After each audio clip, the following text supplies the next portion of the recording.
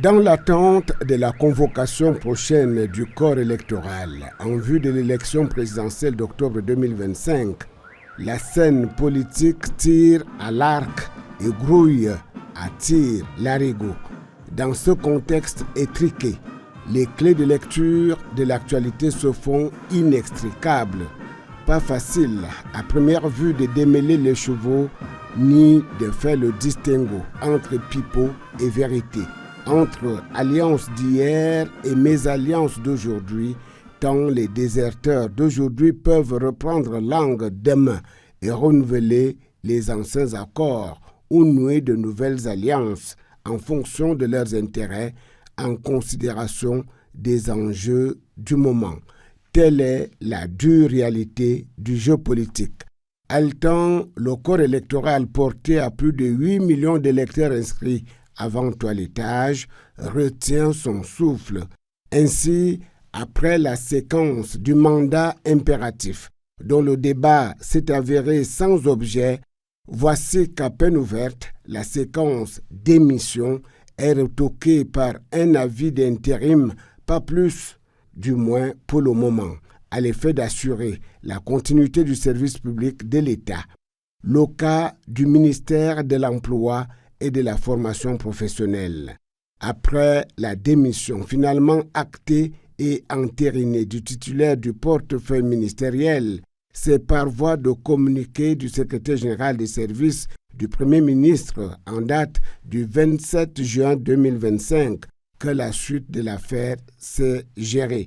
On peut y lire en effet, en exécution des très hautes instructions de son Excellence, Monsieur le Président de la République, le Premier ministre chef du gouvernement a chargé M. Mounouna Foutsou, ministre de la Jeunesse et de l'Éducation civique, d'assurer la continuité du service public au ministère de l'Emploi et de la formation professionnelle. Ainsi donc, à l'effervescence politique de l'heure répond la froideur administrative dans son essence pure. Comme par le passé, certains y perçoivent déjà comme une indication, une orientation, la voie administrative que pourrait prendre la tournure des événements dans le traitement du dossier sous rubrique, là où quelques autres se seraient attendus à un emballement, voire un basculement politique à la mesure de la forfaiture.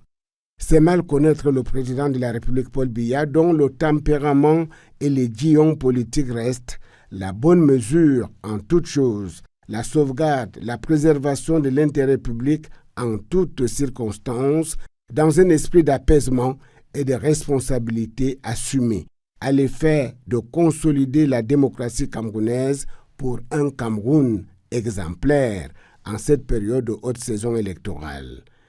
J'en appelle à la maturité et à la responsabilité de tous les acteurs.